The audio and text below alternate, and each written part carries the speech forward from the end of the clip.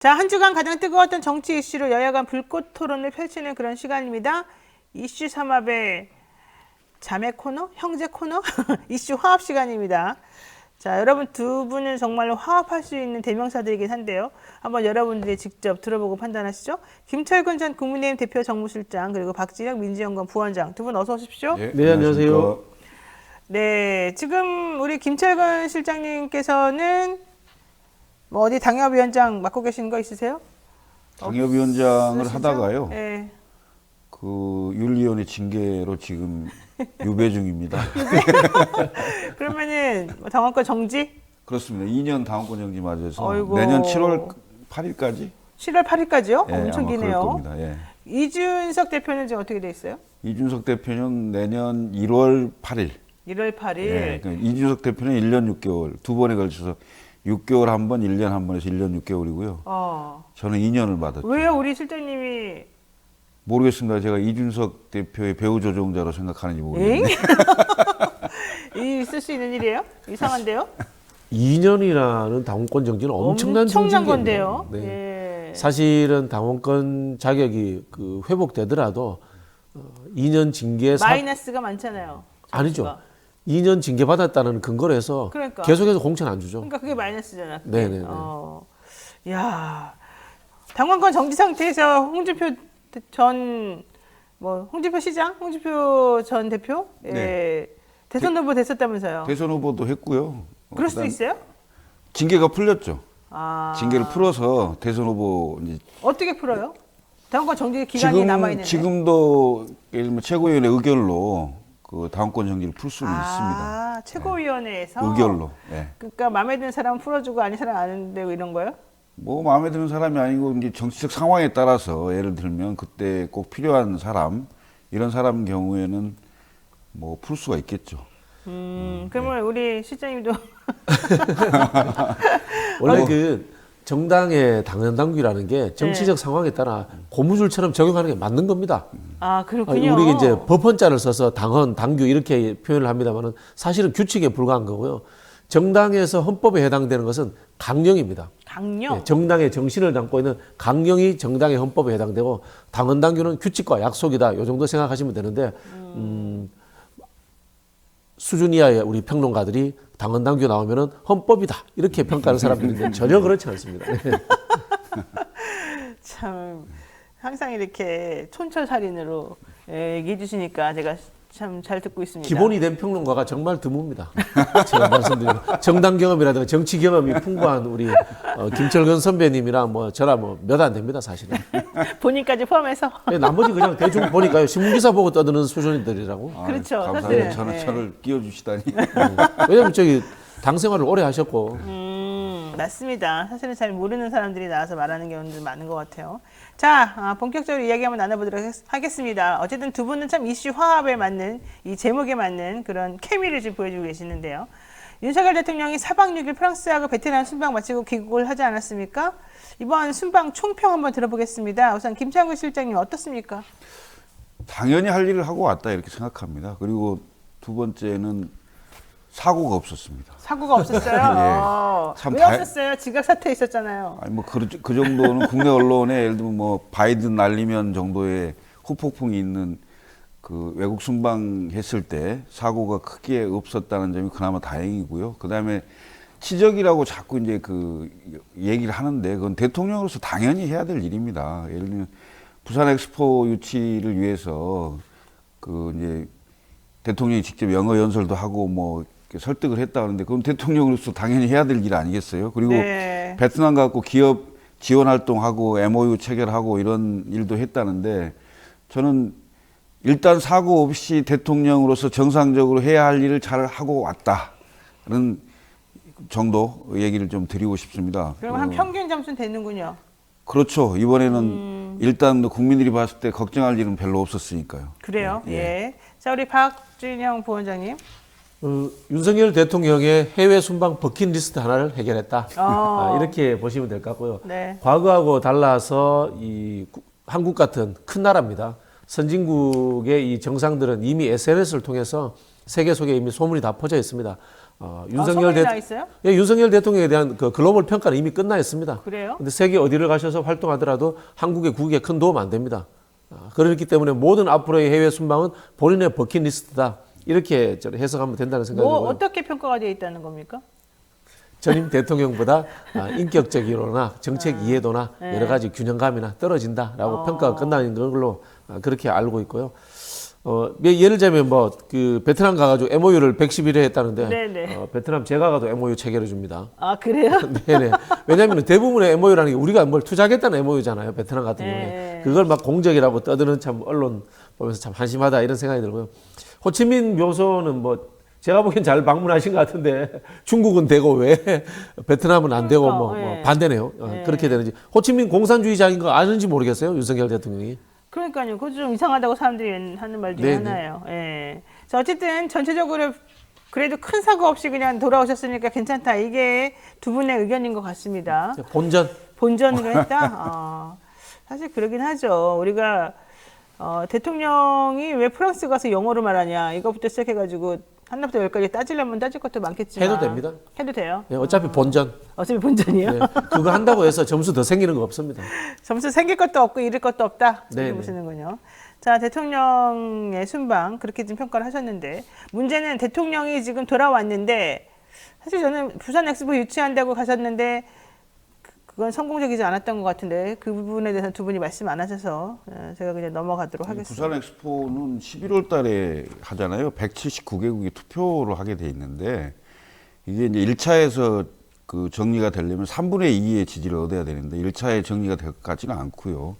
현재 그 당시에 이제 프랑스 언론이 그 표 분석을 해놨잖아요. 네. 그때 이제 1등이 사우디였고 2등이 로마, 네. 저희가 3등, 4등이 이제 우크라이나 이렇게 나왔는데 결국은 이제 2차 투표에 가서 1, 2 간에 이제 결선 투표를 하는 거거든요. 거기에서 이제 나머지 표를 얼마만큼 흡수할 수 있느냐의 문제인데 결코 쉽지 않은 그 싸움이에요. 왜냐하면 사우디 오일몬이라고 해서 이게 네, 돈 엄청나게 엄청 들었다고. 가 있고 유럽 프랑스가 이미 공개적으로 사우디 지지를 선언을 했고요. 그럼 중국이 배후에 있고 뭐 이런 상태여서 쉽지 않은 싸움을 하고 있는 건 사실입니다.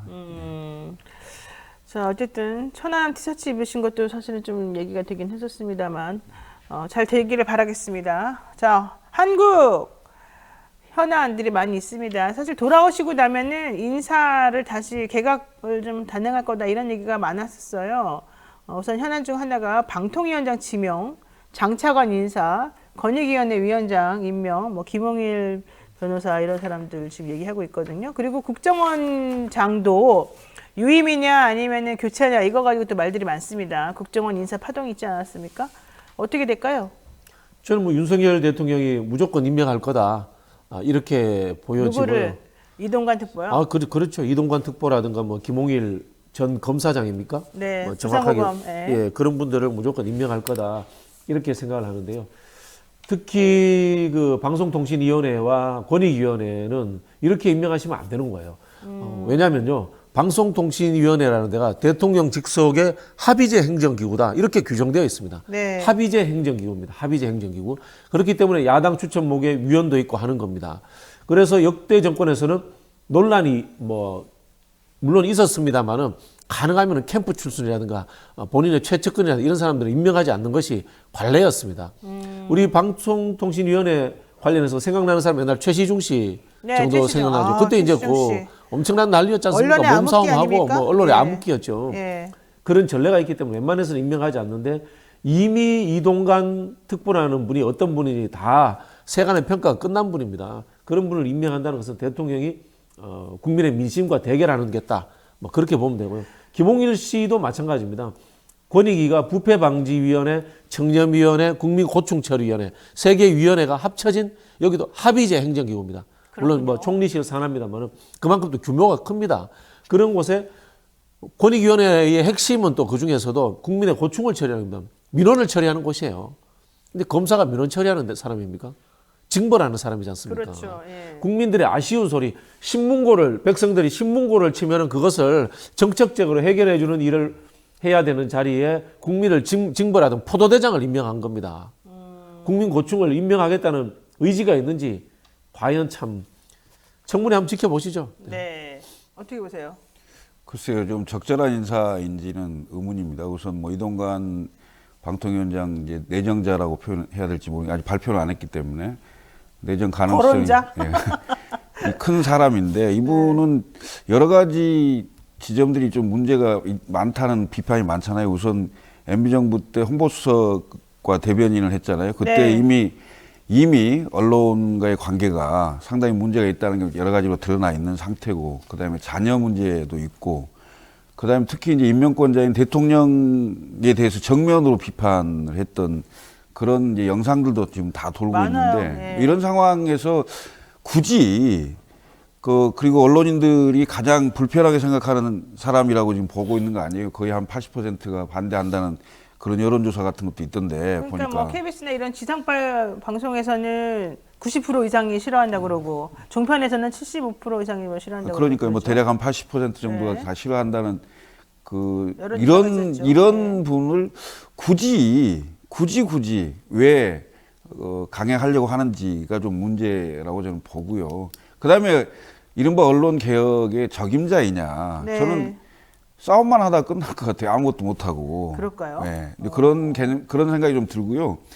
그다음에 이제 그 김홍일 그 위원장 얘기가 나오는데 사실은 그 인사를 할 때 원칙이 있어요. 원칙이 뭐냐면 같은 학교, 그다음에 같은 지역, 네. 그러니까 혈연, 지연, 학연이 있는 이런 분들은 가능하면 배제한다. 배제를 해야 되고 예. 또 섞어야 되는 겁니다. 이유가 뭐냐면 조직 내에 긴장감을 주기 위해서 그렇습니다. 그다음에 한쪽에 편향이 생기지 않도록 해야 되는 건데 이 정부는 주요 직에 같은 직종의 분들 그리고 20년, 30년 동안 같은 그 검사를 했던 분들이 대부분 다들 이른바 한통속이라고 할 수 있죠. 이런 분들을 요직에 다 갖다 놓음으로 인해서 정부의 중요한 결정을 하는데 일정 부분 좀 편향성이 생길 가능성이 크다. 이런 지점들은 국민들이 굉장히 크게 우려하고 있다. 이렇게 말씀드리지 않을 수가 없습니다. 아, 그렇군요. 자, 뭐 우선 차근차근 따져보면 이동관 특보 얘기 지금 하셨는데 한상혁 방통위원장이 냈던 이 면직처분 집행정지 신청이 기각이 되면서 정부와 대통령실에서는 이제 이동관 특보를 임명해도 된다 이렇게 좀 안심하고 있는 듯한 느낌이 좀 든단 말이죠. 그런데 이동관 특보 과거 발언 아까 좀 전에 우리 김청은 씨가 말했습니다마는 채널A의 그 고정 출연하면서 계속 했던 말들이 회자가 되는 것 같아요. 지난번에는 뭐 강적들인가 뭐 무슨 프로그램에서 아 대통령 거짓말 너무 많이 한다 뭐 이런 얘기했던 게 한번 회자가 됐었는데 이번에는 또 이래요. 검찰총장의 인사청문위원회 의직 논란에 대해서 이런 패거리 문화에 물든 검사가 이전에 수사는 제대로 했겠느냐 이런 얘기를 좀 해요. 그런 영상이 이제 지금 돌아다니고 있습니다.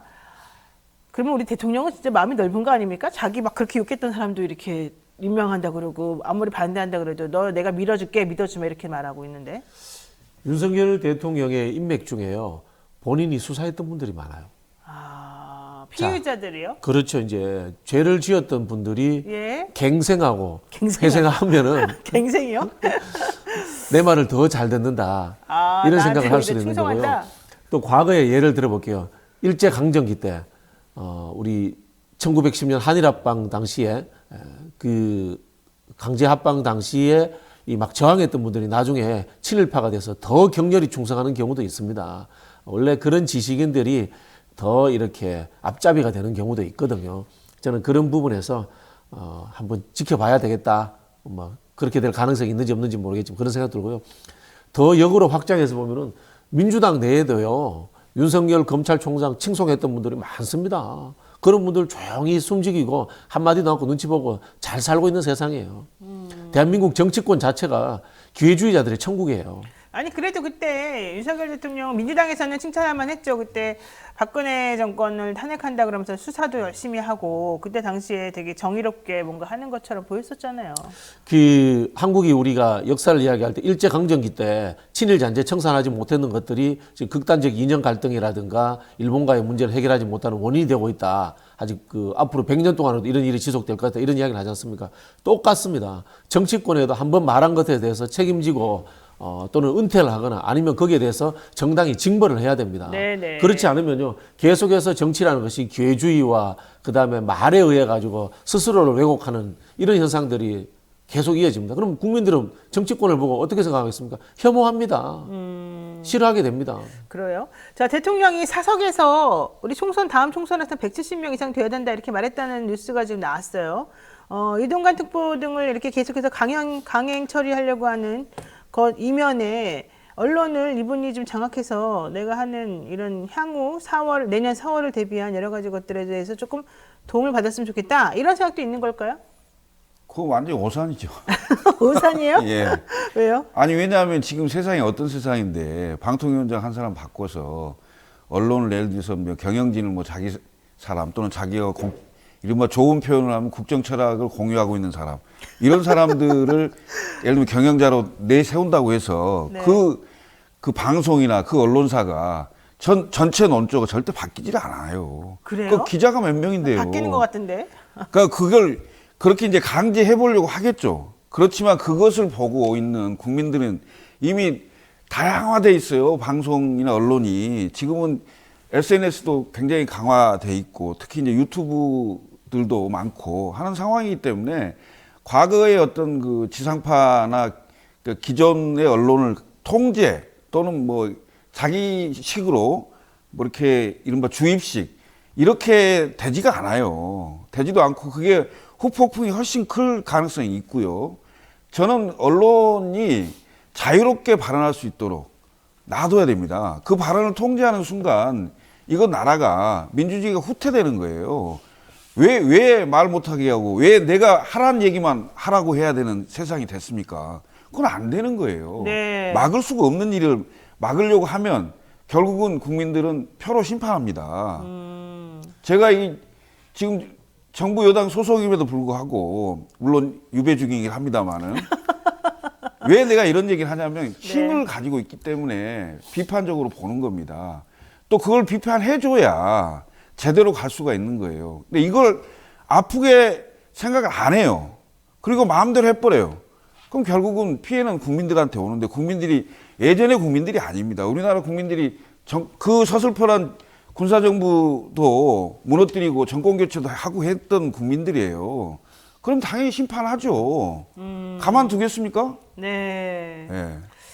자, 왜 웃으세요? 아니, 우리 저기 김철근 위원장님이 유배 중이신데도 혈색은 좋으신 것 같아요. 아마 그 정치적으로 유배당하고 있지만은 국민들의 지지를 많이 받으시기 때문에 역시 혈색이 화합 좋으신 것 같습니다. 네. 자, 전현희 국민권익위원장 오늘 퇴임합니다. 바다에 딸려서 후쿠시마 오염수 방류에 대해서 단호히 반대하겠다 이런 얘기했고요. 김홍일 변호사 후임으로 거론이 되고 있는 이분에 대해서는 검사 출신이 부패 방지 총괄 역할에는 적임자지만 국민권익구제와 사회적 갈등 방지, 사회적 갈등 해결 역할도 잘할까? 중요하게 생각했으면 좋겠다. 뭐 이런 얘기를 했다는 겁니다. 우선 전현희 위원장은 혼자 살아남지 않았습니까? 여러 가지 핍박과 힘든 상황에서도 대단하신 대단한 사람 같아요. 아닙니까? 보통 그 털면 털린다 예. 라는 속설이 있지 않습니까? 아니 이렇게 감사원이 탈탈 털어도 뭐 나오는 게 없다는 게 말이 됩니까? 그렇죠. 뭐 엄청나게 위기의식을 가지고 그 섬처럼 고립돼 있었을 거 아닙니까? 그러니까요. 그러면서 조심성 있게 살았다 이런 생각이 들고 그런 상황에서도 또 할 말은 다 하셨어요. 부동산 문제가 났을 때 전수조사하자. 그다음에 코인 문제에서도 전수조사하자. 그런 이야기를 상당히 객관적인 입장에서 여야를 공히 비판할 건 비판하고 그렇게 했다 이런 생각이 들고요. 아마 퇴임을 하셨기 때문에 이제는 할 말이 더 많이 하겠네요. 할 말 더 많이 하고 이제는 반격의 시간이 아닌가. 그러네요. 이제는 전현희의 반격의 시간이 왔다. 전현희 시간이 왔다. 예, 그런 생각이 듭니다. 저는 오히려 이번 정권에서 살아남은 것 자체가 훈장으로 사실 전현희 인생의 새로운 계기를 마련해 준 거다 이렇게 생각이 듭니다. 그렇죠. 뭐 법인카드 문제라든가 근태 문제라든가 그렇게 탈탈 털었는데도 다 해결됐잖아요. 다 해결됐고요. 사실은 전현희 위원장을 공격하고 터는 과정에서 있었던 감사원의 행위라든가 이런 것들이 이제는 그 직권남용 의혹이라든가 이런 부분들 역으로 아마 화살이 돼서 돌아올 거다 그런 생각이 듭니다. 오히려 부메랑에 대해서 돌아올 것 같고 전현희 위원장에 대해서는 오히려 면죄부가 돼서 날개를 달아준 것 같은데요. 하나의 전례가 만들어진 거죠. 정권이 교체됐어도 네. 그 임기직 그 정부 그 인사는 임기를 마칠 수 있는 그런 전례가 만들어졌기 때문에 앞으로 그 정권 교체가 되더라도 일면 그 국민권익위원장이나 방송통신위원장 같은 경우는 그 임기를 보장해 줘야 된다라는 네. 이런 그 선례가 생긴 거죠. 어찌 보면. 예, 그래서 저는 뭐 그 이른바 국정 철학을 공유하고 있는 사람들로 전부 정부를 구성해야 된다는 기본 논리도 중요한 문제이긴 하나 정치적 중립성 때문에 사실은 대법관의 임기가 6년인 거고 그다음에 이 그 다른 직은 대부분 장관은 임기가 없어요. 네. 근데 임기가 있는 직에 대해서는 원칙적으로 정권 교체에 상관없이 임기가 보장돼야 된다는 이 원칙이 세워진 거다. 뭐 어찌 보면 그 잘된 측면도 있는 거죠, 사실은. 그렇죠. 예. 개인적으로는. 네. 자, 민주당 그 우원식 의원이라든가 이런 분들이 지금 후쿠시마 오염수 방류 문제로 인해서 지금 단식하고 저항하겠다 이런 얘기 하고 있지 않습니까? 전현희 위원장도 난 바다의 딸이다. 나도 여기 단호히 대처하겠다고 했기 때문에 향후 좀 행동을 같이 할 가능성도 있어 보여요. 고향이 부산이에요. 그러다 보니까 이제 바다의 딸이다. 예. 그런 이야기를 하신 것 같고요. 그리고 이분이 이제 원래 치과 의사를 하다가 변호사가 되신 그렇죠. 분인데요. 사법시험도 환경 같이 문제에 연관되면서 정치권에 진입한 걸로 그렇게 알고 있습니다. 그러다 보니까 이런 말씀하신 것 같아요. 자, 그 후임으로 지금 얘기되고 있는 게 김홍일 변호사예요. 이분은 뭐 다 많이 아시겠지만은 이명박 전 대통령 도곡동 땅 차명 보유 의혹 수사를 지휘했고 2011년도에는 부산저축은행 비리 수사를 총괄했는데 그때에 윤석열 대통령하고 깊은 관계를 맺었죠. 그리고 지난번에 대선 때는 네거티브 대응 팀장으로 또 일하고 그러지 않았습니까? 윤석열 대통령이 검찰 직계 선배입니다. 그러니까. 대검 중수부장 할 때 이제 중수이과장으로 있었기 때문에 윤석열 바로 대통령이? 네. 직속 그 선배죠. 그래서 두 분의 관계는 뭐 엄청나죠. 말할 필요도 필요 없는 없어. 정도죠. 그다음에 이제 네거티브 대응 팀장은 대부분 그 후보의 그 치부를 제일 잘할 텐데. 정확히 알고 그다음에 아주 속내를 정확하게 그 대화를 해야 대응이 되는 그런 상황이기 때문에 관계로 말하면 뭐 말할 수 없을 정도로 가까운 사이인데 엄청 신뢰롭겠네요. 네, 그렇습니다. 네. 그런데 제가 보기 김홍일 이제 그 전 검사장 같은 경우는 개인적으로 능력이 출중할 수 있죠. 그렇지만 이 직에 맞는 사람이냐라는 걸 좀 봐야 되고요. 그다음에 또 검사냐? 이 소리를 꼭 들어야 됩니까? 네. 저는 이런 지점이 총선을 얼마 앞두고 있는 상황에서 얼마 안 남는 상황에서 국민들의 이른바 득표는 득심이에요. 마음을 얻어야 되는데 과연 마음을 얻는 행위를 하고 있는 거냐. 저는 오히려 마음을 잃는 행위만 하고 있어요. 그러면서 10%를 까먹어도 내가 하고 싶은 대로 하겠다? 그러면 왜 그 선출직을 하십니까? 예? 그건 아니거든요. 이런 얘기가 들려요. 사실 지금 말씀하셔서 내가 원래 안 말하려다가 말하는 건데 검사들 내부에서 네. 이번 정권에서 이름 하나 바깥에 못 내놓고 자리 하나 못 얻으면 바보다.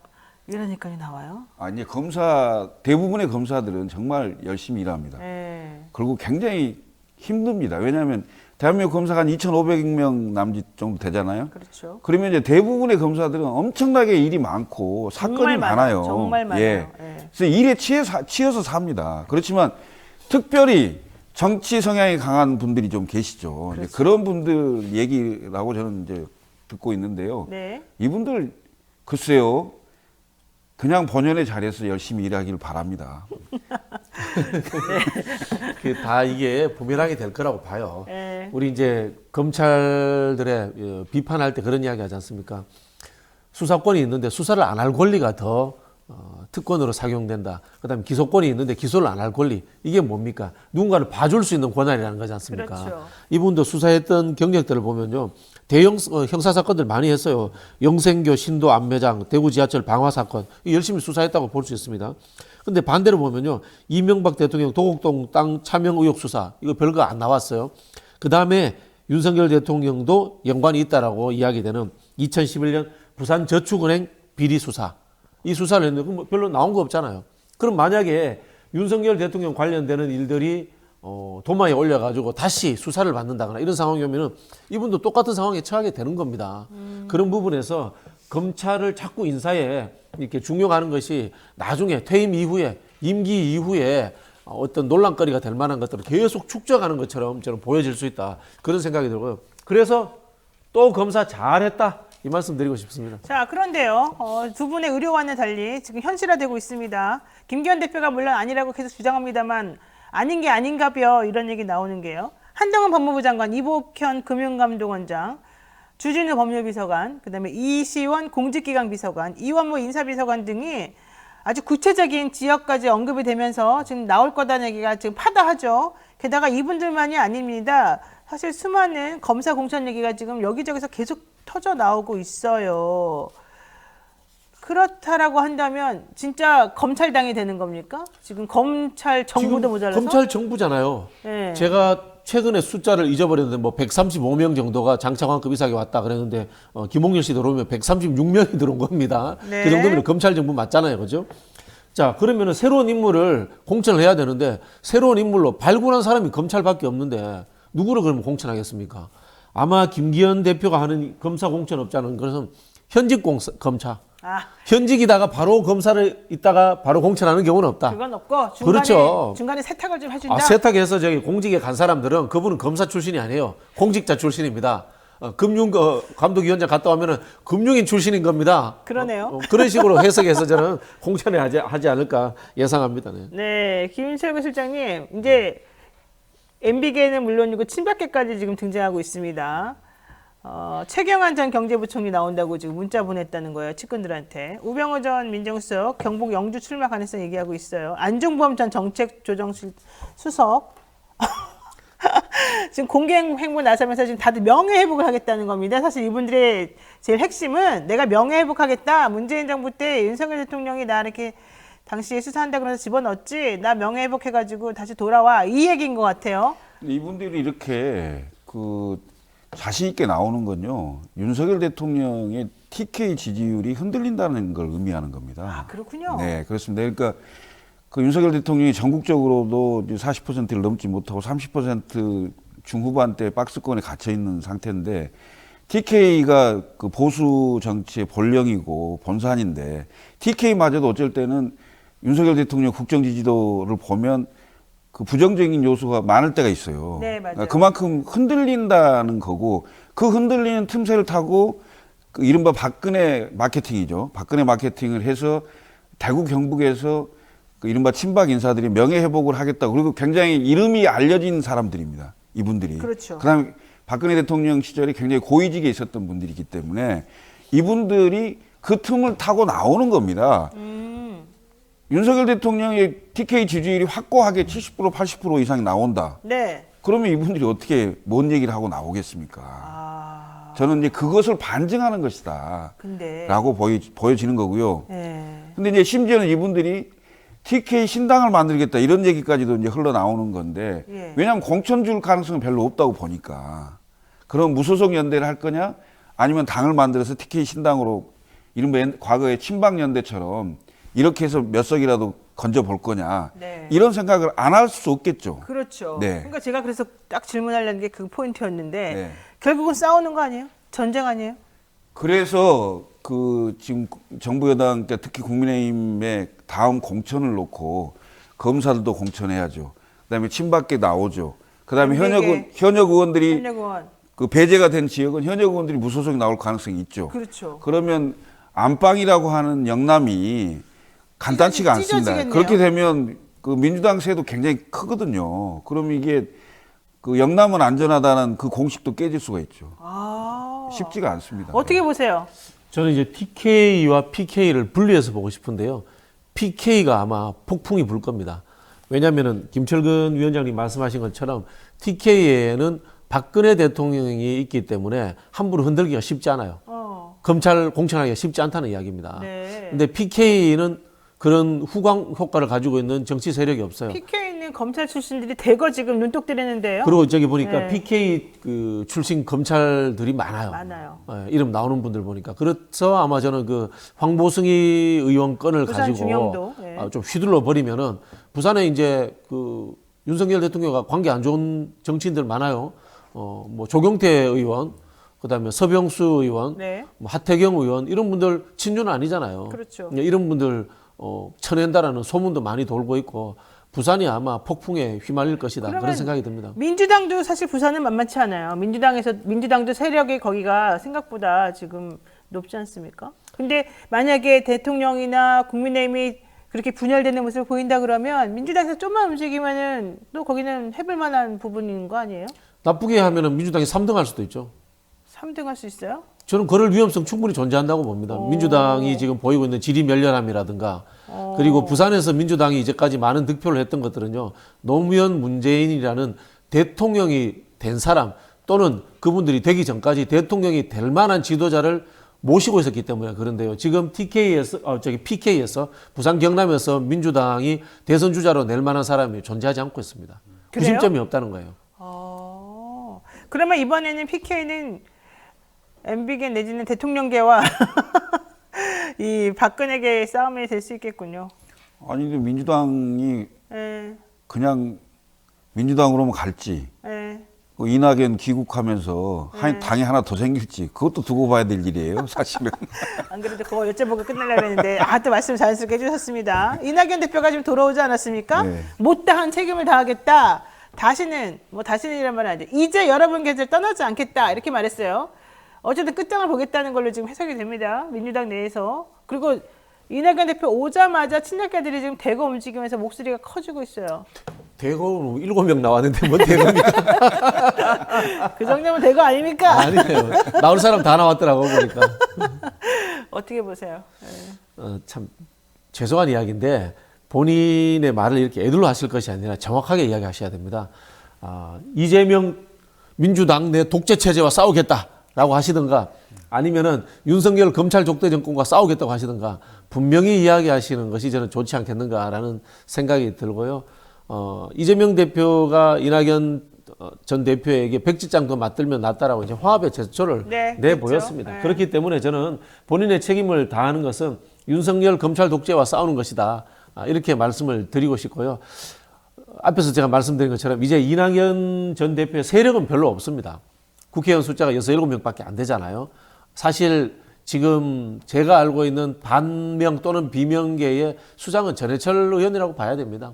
그분이 한 3, 40명 모을 수 있는 그런 네, 그렇다고 얘기 정치적 나오죠. 세력을 가지고 있고요. 그러면 이낙연 대표가 해야 될 일은 국민적인 세력을 모으는 겁니다. 정치를 계속 하고 싶으시다면은 그러면은 민주당과 지지자들이 가장 선호하는 게 뭐겠습니까? 윤석열과 맞짱 떠 주십사. 그거 하시면은 정치적 재기할 수 있는 것 같고요. 그것이 아니고 다른 생각, 뭐 당권이라든가 당내 지분에 관심을 가지신다면은 저는 뭐 큰 의미 없을 것이다. 이렇게 해석하고 싶네요. 민주당발 국민도 속고 나도 속았다 뭐 이런 게 있을 수가 있어요. 왜냐하면 이른바 비명이 공천 학살을 당할 우려가 있다고 보면 정치적으로 능동적으로 대처하지 않을 수가 없을 거예요.